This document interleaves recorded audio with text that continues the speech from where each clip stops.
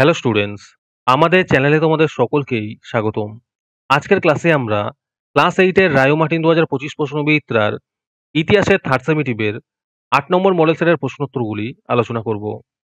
ইতিহাসের আগের model সেটগুলির প্রশ্নোত্তরের video তোমরা যদি দেখে না থাকো, তাহলে অবশ্যই আমাদের চ্যানেলে গিয়ে দেখে নিও। নিচে ডিসক্রিপশনের লিংক আমি দিয়ে রাখলাম। আর তোমরা যদি আমাদের চ্যানেলে নতুন হয়ে থাকো, তাহলে চ্যানেলটিকে সাবস্ক্রাইব করে পাশে থাকা বেল আইকনটি অল প্রেস করে রেখো।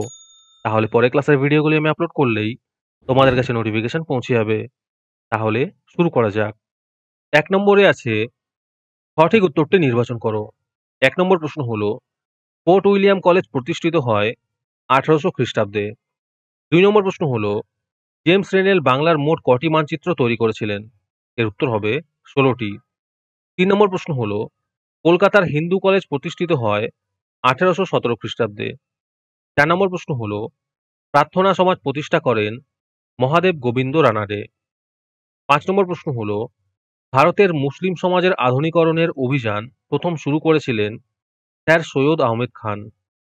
৬ নম্বর প্রশ্ন হলো, নীল বিদ্রোহের প্রতি সহানুভূতিশীল ছিল হিন্দু পেট্রিয়ট ও সোমপ্রকাশ পত্রিকা।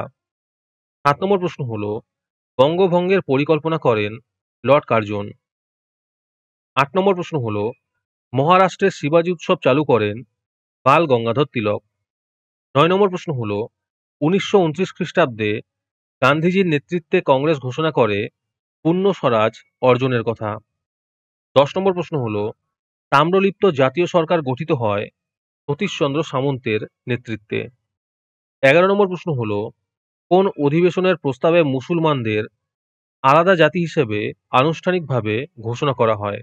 এর উত্তর হবে ১৯৪০ খ্রিস্টাব্দের লাহোর অধিবেশনের প্রস্তাবে। ১২ নম্বর প্রশ্ন হলো, সরকারি ভাষা হিসেবে ফরাসির বদলে ইংরেজিকে স্বীকৃতি দেওয়া হয় ১৮৩৫ খ্রিস্টাব্দে।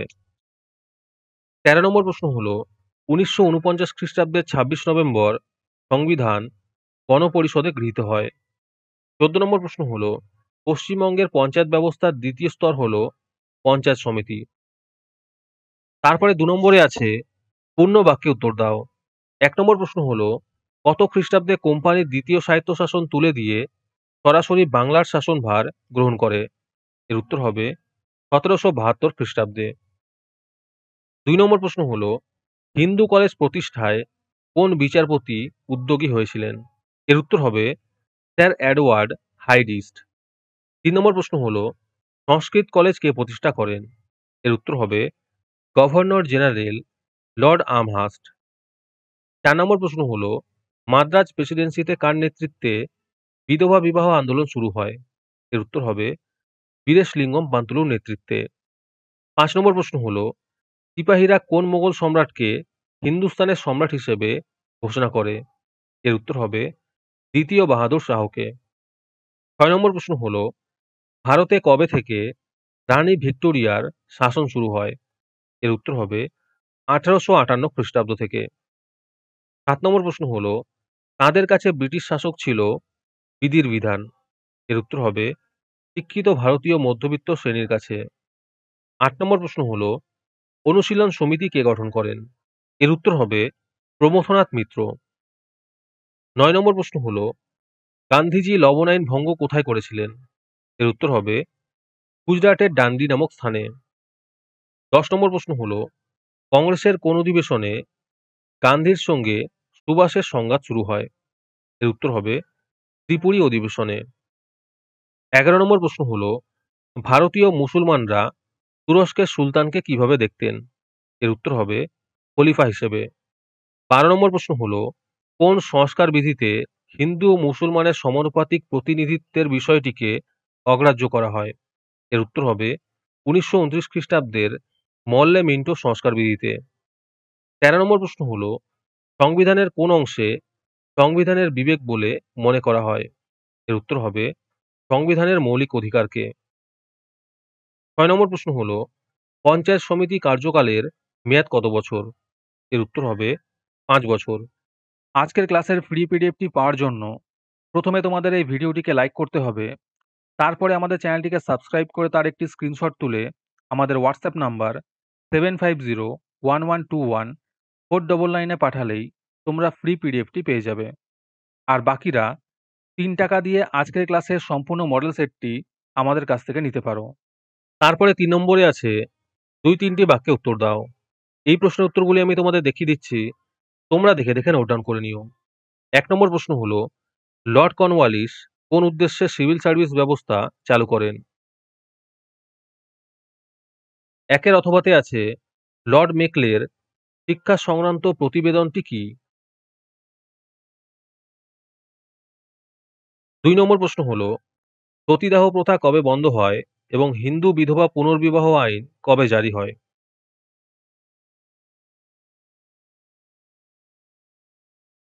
২ এর অথবাতে আছে, কোন ঘটনাকে কেন্দ্র করে ১৮৫৭ খ্রিস্টাব্দের বিদ্রোহ সংঘটিত হয়?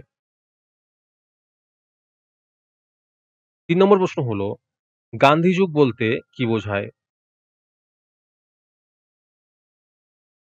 ৩ এর অথবাতে আছে, জাপানের প্রধানমন্ত্রী তোজো আজাদ হিন্দ সরকারের হাতে কোন দুটি দ্বীপপুঞ্জ তুলে দেন? ৪ নম্বর প্রশ্ন হলো, সভা সমিতির যুগ বলতে কোন সময়কে বোঝায়?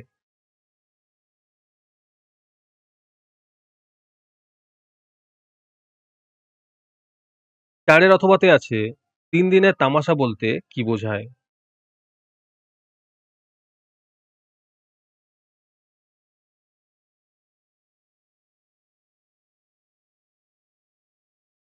৫ নম্বর প্রশ্ন হলো, সাম্প্রদায়িক বাটোয়ারা নীতির মূল কথা কি?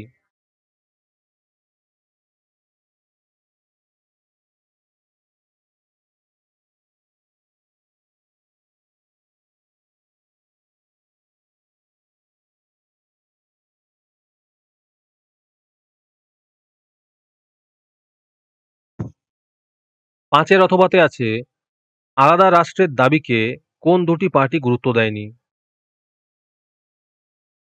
৬ নম্বর প্রশ্ন হলো, ভারতের সংবিধানের প্রস্তাবনায় ভারতকে কিভাবে বর্ণনা করা হয়েছে?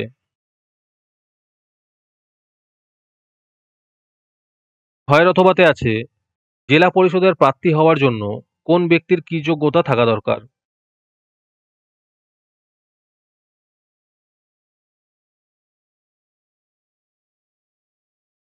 তারপরে ৪ নম্বরে আছে, ৪-৫টি বাক্যে নিচের প্রশ্নগুলির উত্তর লেখো। ১ নম্বর প্রশ্ন হলো, বিদ্যাসাগর কিভাবে নারী শিক্ষার বিস্তার ঘটান? ১ এর অথবাতে আছে, আলিগড় আন্দোলন সম্পর্কে সংক্ষিপ্ত টিকা লেখো।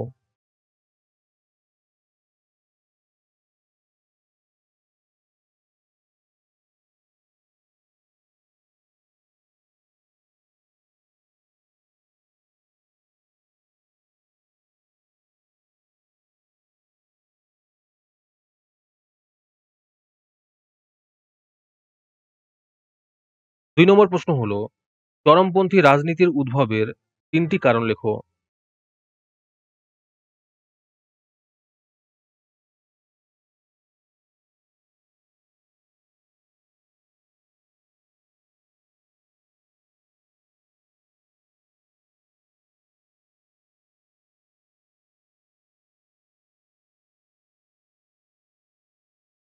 ২ এর অথবাতে আছে, বয়কট আন্দোলনের মূল বক্তব্য কি?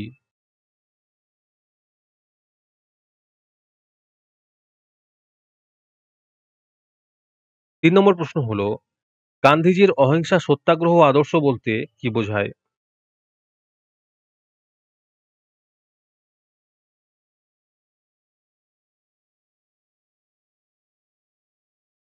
৩ এর অথবাতে আছে, নৌ বিদ্রোহ সম্পর্কে সংক্ষিপ্ত টিকা লেখো।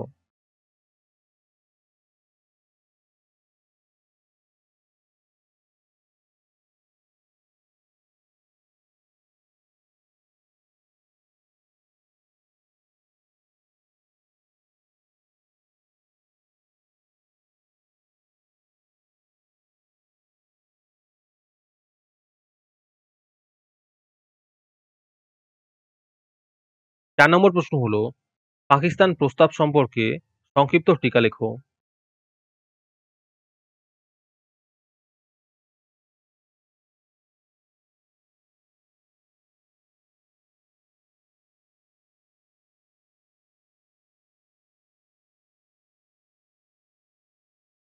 ৫ নম্বর প্রশ্ন হলো, ভারতের সংবিধানে ধর্মনিরপেক্ষ কথাটির অর্থ ব্যাখ্যা করো।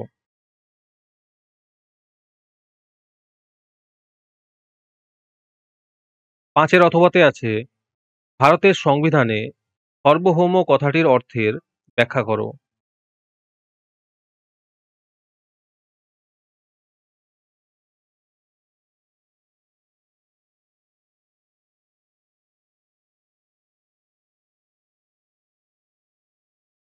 তারপরে ৫ নম্বরে আছে, ৮-১০ টি বাক্যে নিম্নলিখিত প্রশ্নগুলির উত্তর দাও। ১ নম্বর প্রশ্ন হলো, রাজা রামমোহন রায় সমাজ ও ধর্মীয় ক্ষেত্রে কি ধরনের সংস্কার করেছিলেন?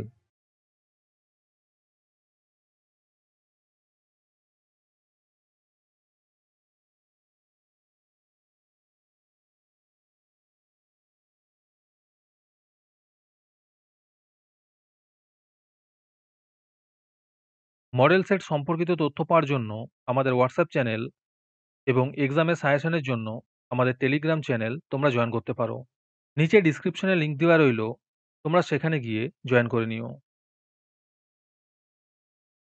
১ এর অথবাতে আছে, সাঁওতাল বিদ্রোহ সম্পর্কে সংক্ষিপ্ত ব্যাখ্যা দাও।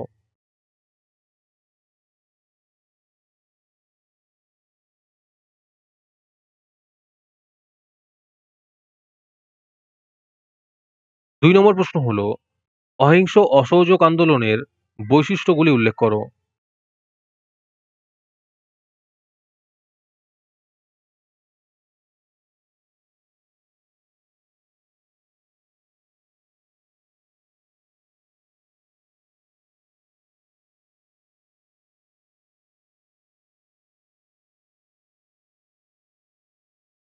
২ এর অথবাতে আছে, আজাদিন ফৌজের গঠন এবং কার্যকলাপ লেখো।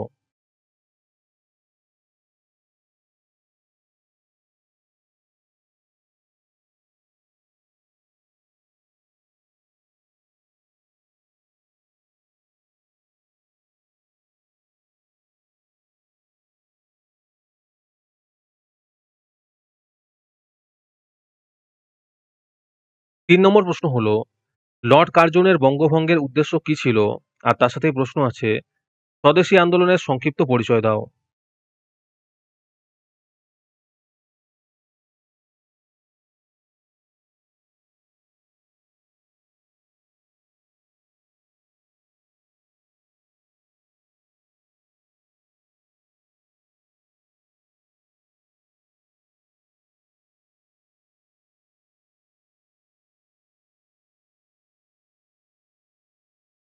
৩ এর অথবাতে আছে, নরমপন্থী ও চরমপন্থীদের মধ্যে ৫ টি পার্থক্য উল্লেখ করো।